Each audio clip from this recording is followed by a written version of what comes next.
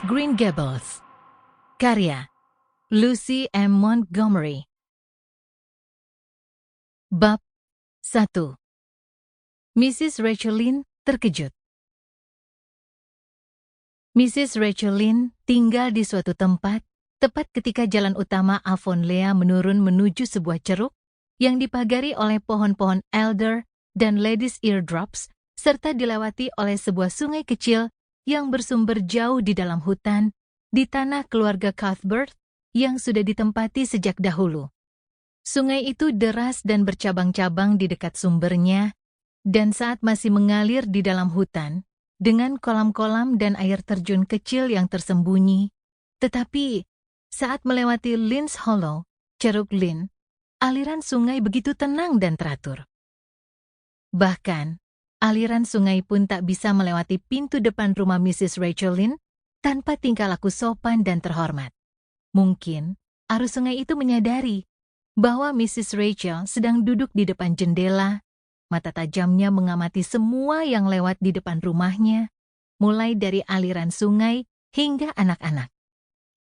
Dan jika dia menyadari ada sesuatu yang ganjil atau tidak pada tempatnya, Mrs. Rachel tidak akan pernah berhenti menyelidiki hingga dia berhasil mengetahui mengapa dan bagaimana hal itu terjadi.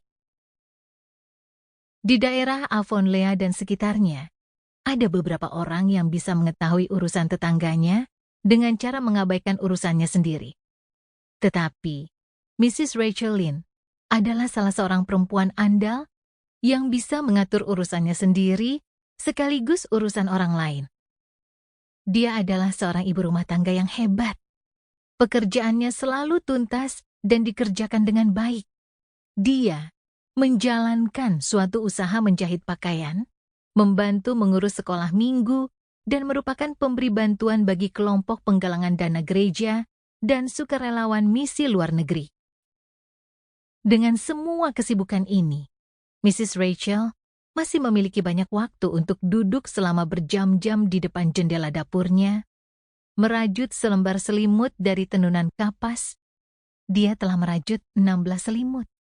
Seperti yang dibicarakan para ibu rumah tangga di Avonlea dengan nada suara kagum, dan bisa mengawasi jalan utama yang melintasi ceruk, lalu berakhir di bukit merah sempit di depan sana. Karena Avonlea merupakan sebuah semenanjung kecil berbentuk segitiga yang menonjol ke Teluk St. Lawrence, dengan lautan di kedua sisinya, semua orang yang datang atau pergi harus melewati jalan menanjak itu, dan selalu tertangkap oleh mata Mrs. Rachel yang awas.